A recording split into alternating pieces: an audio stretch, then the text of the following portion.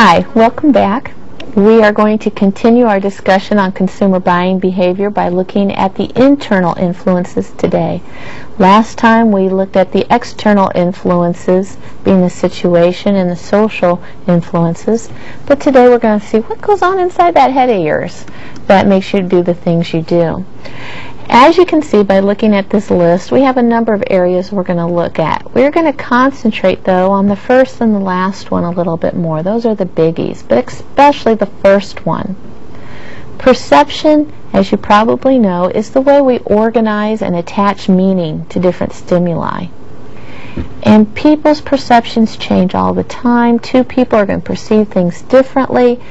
It's a hard area for marketers to address. You know, if you think about a car accident, 10 witnesses, you're going to have 10 different versions of what happened, 10 different descriptions of the people involved. So if people interpret things so much differently, how are we supposed to come up with a campaign or a package or a strategy that's going to have the same effect on most of the people in the target market? It is a real challenge that we need to address. And so we start out by looking at some of the sub-issues of perception. And so let's take a look at some of the types of things we look at. First of all is selective exposure. Your brain is exposed to millions of stimuli constantly. You have things coming to all of your different senses. When you're driving a car, you're viewing the landscape, the billboards, the cars around you, the street. You're looking for potholes. You see the birds. You see the possum trying to run across the street. You're hearing sirens in the radio and the news, and your children in the back seat. You're hearing that thumping under your car, and you're hoping that's not your tire rod or something. You smell something funny and are hoping that's the truck next to you and not your car. You know, there's all sorts of stimuli coming on at one time. How does your brain know which ones to focus on? Because it cannot focus on all of them, even though every stimuli goes into your brain. Well, usually what we tend to do is focus on the things that stand out, that are different, that have an impact on us for one reason or another. If we were in a large lecture hall right now and somebody coughed, probably 99% of the people in the class would not be able to identify who that person was. And the reason is a cough is just a normal noise. The focus is on the lecture. The focus is on the education. The focus is on the topic. A normal noise, even though it goes into our brain, isn't going to really register. We're not going to give it our attention. However, if that person started choking, then everybody would focus on it, because that's a sound we know is an emergency that needs our attention. So how does this relate to marketing? Well, let's go back to the idea of billboards. Isn't there some billboards that you see, that you notice, that you look at every time you go by? And then there's a lot of others that you couldn't even tell anybody what you saw, even though you look at the same one every day. It's because there's something unique about that billboard that makes it stand out. To get that attention, to get the focus, it's very easy. You just need to be different. Of course, once you're different, then everybody's going to copy you and you won't be different anymore. But it's the ones that do stand out. The billboards that are three-dimensional usually get people's attention. The ones that have something very clever to say usually get and keep people's attention. The ones that revolve, that change, those get people's attention. So again, the impact of selective exposure is we want to do something different to stand out, to get that focus. The second type of perception we're going to look at is selective distortion. And this is a very hard one to lecture on, because we all do this, but we're never aware that we do it, and we find it very hard to believe that we do it. Selective distortion is when information comes in our brain that doesn't fit what we know or what we believe, and so we change that new information. An example that is used, and I kind of have a hard time believing this, is that If you really enjoy your soft drink, I'm not going to say Coke addict again, but if you really enjoy your Pepsi and your favorite celebrity comes on a talk show and talks about how much they enjoy Coke, a cola,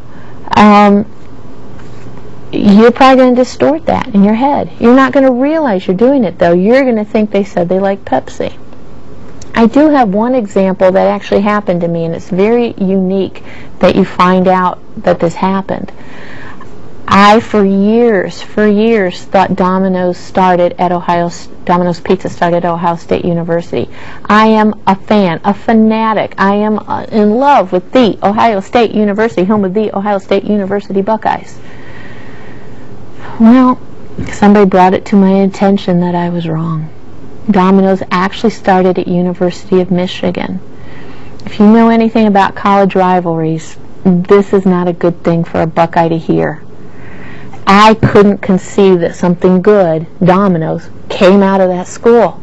It was just inconceivable, so I changed it. It wasn't until somebody actually showed me the facts that I realized that I was doing it. What does this mean for marketers? We have to test our messages. When we put out advertisements, we've got to make sure that the correct message is being received. Selective retention means people don't always remember what they've been exposed to. If you've ever taken a test, you've probably experienced this. You know you heard it, you know it, and you don't remember it. The marketing implications is repetition, which we're going to talk in more detail later. Repetition. The more you hear it, the more likely you are to remember it and retain it. Now, one area of perception that gets a lot of attention is subliminal perception. And this is when the stimuli that you're exposed to is so low in intensity that it's below your level of consciousness. You're not aware that you've been exposed to that stimuli. And there's some ethical concerns about that. You know, is it fair to give subliminal messages, to hide messages in music, to have what the classic study is, to have a frame of a soft drink inserted into a movie? A frame of film is actually on the screen for 1/32 of a second, too fast for you to ever be aware that you saw it. However, Coca-Cola did this experiment many years ago. They would take an icy cold glass of Coke with the words "Drink Coke" and insert it in different places in a film. The result? People went crazy and just bought tons and tons and tons of Coca-Cola at this movie. So there was a big uproar about, we need to make it illegal, we need to get rid of it. The problem is, remember when we were talking about secondary research, you always want to verify how a study was done and get the details. The fact was, this study was done in a movie theater in hot weather, the air conditioning broke, and the sale of all drinks skyrocketed. There's never been conclusive proof one way or the other that subliminal messages have an effect. Ethically, I don't know that you need to use it. Some companies do.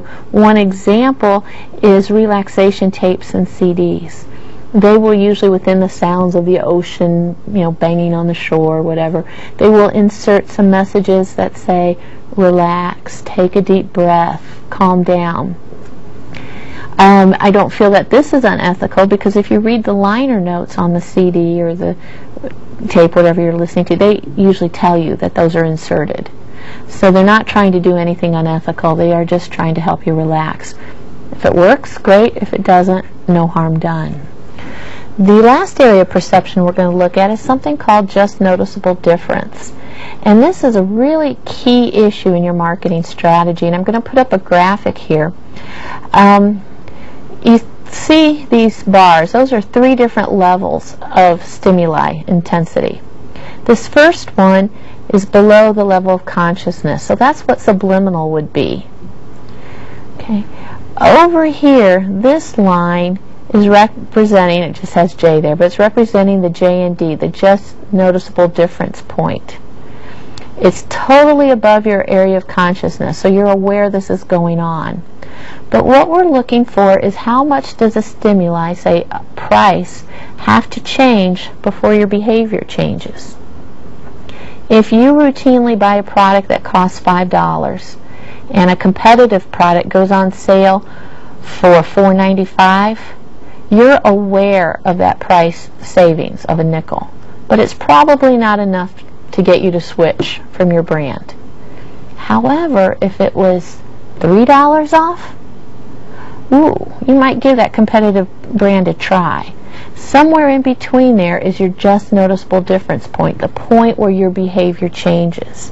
So we can use this in our pricing strategies. We can use it in our packaging strategies.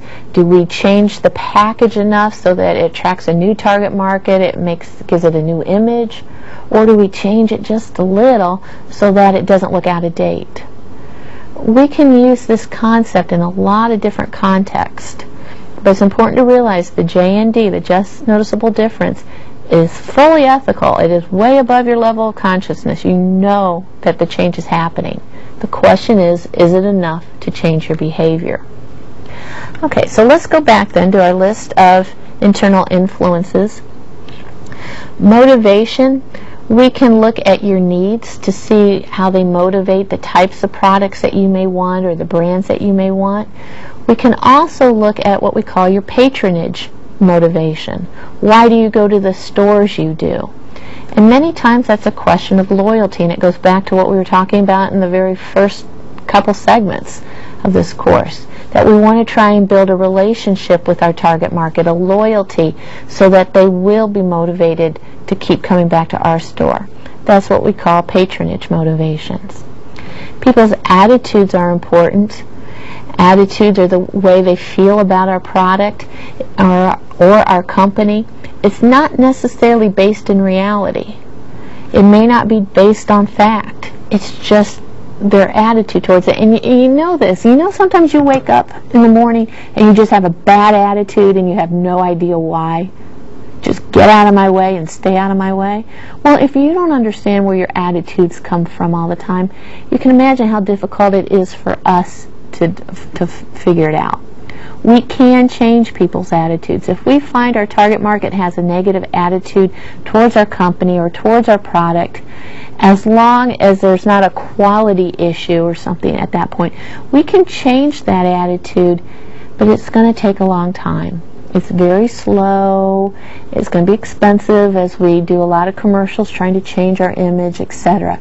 That's what a lot of commercials on TV are trying to do, actually, is affect your attitude, your emotions, the way you feel about a product or a company.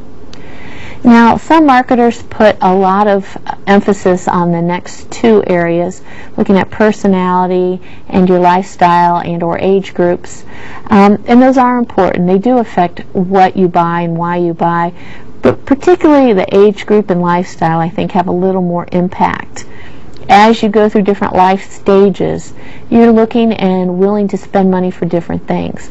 For example, when you're newlyweds, you're probably buying the cheapest product you can find.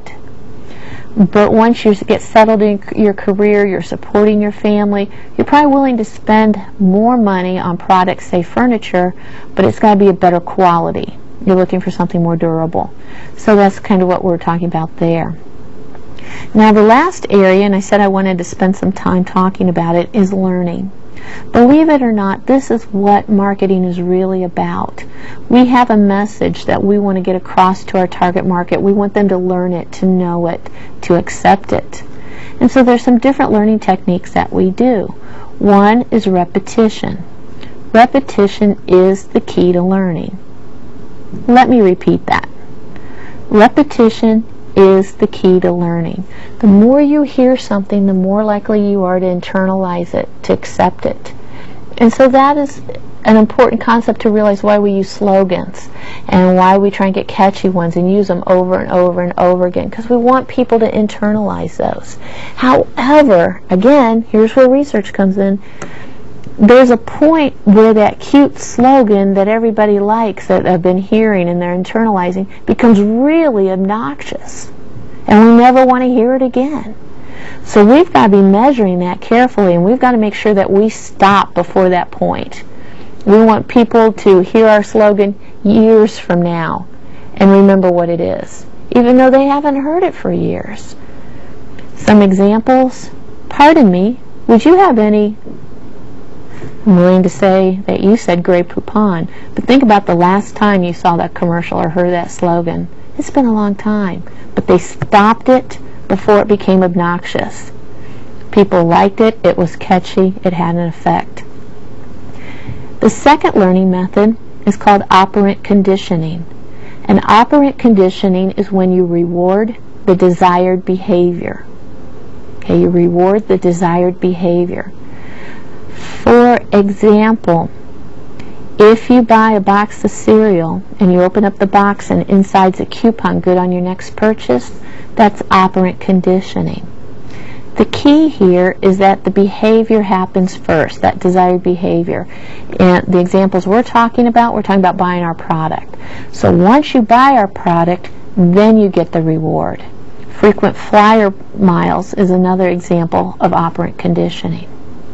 Now the last learning method, classical conditioning, comes from Pavlov's dog, if you're familiar with psychology and ever studied that. In this example, and I may get the details wrong, they would ring a bell and give the dog meat. Okay, ring the bell, give the dog meat. And they repeated that. It got to the point where they could ring a bell and the dog would start to salivate, whether there was any food present or not. That's classical conditioning.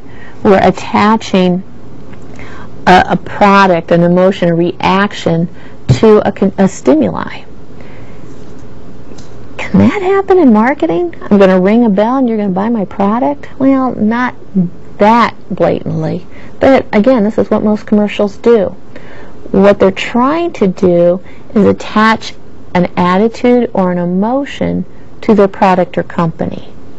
So you see a commercial you like, you have a favorable response. It's a cute slogan, it's a cute commercial, you have a favorable attitude.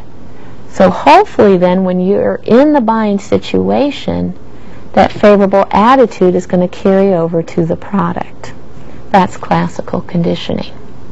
Okay, let's try and sum up what we talked about here in this segment. Many purchases and other decisions that we make are influenced in a way that the consumer is totally unaware of. We're not aware of these thoughts that come through, that things are influencing us that we didn't consider. So we want to make sure that we address those issues in a very ethical manner. We want to use our research to make sure that we're being strategically effective as well as ethical. We don't want to be accused of brainwashing people or making them do things they don't want to do, which I really don't think we can do anyways. It's given us a little too much power and credit. But we want to make sure that we are ethical in all our dealings. Next time we're going to talk about how the buying decisions for businesses is different than the one for consumers. Have a nice day.